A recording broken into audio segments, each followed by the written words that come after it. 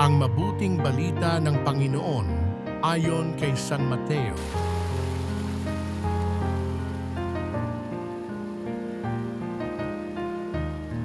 Noong panahong iyon, iniwan ni Jesus ang mga tao at pumasok sa bahay. Lumapit ang kanyang mga alagad at sinabi sa kanya, "Ipaliwanag po ninyo sa amin ang talinghaga tungkol sa masasamang damo sa bukid." Ito ang tugon ni Jesus, "Ang anak ng tao ang naghahasik ng mabuting binhi.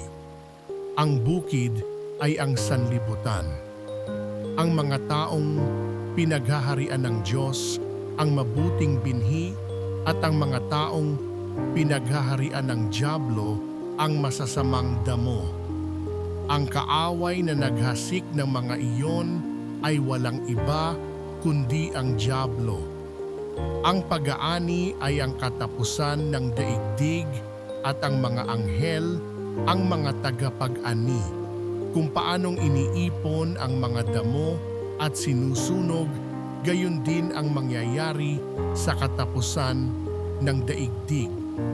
Susuguin ng anak ng tao ang kanyang mga anghel at iipunin nila mula sa kanyang pinaghaharian ang lahat ng nagiging sanhi ng pagkakasala at ang lahat ng gumagawa ng masama at ihahagis sa maningas na pugon. Do'y mananangis sila at magngangalit ang kanilang ngipin at magliliwanag na parang araw ng mga matuwid sa kaharian ng kanilang Ama. Ang may pandinig ay makinig." Ang mabuting balita ng Panginoon.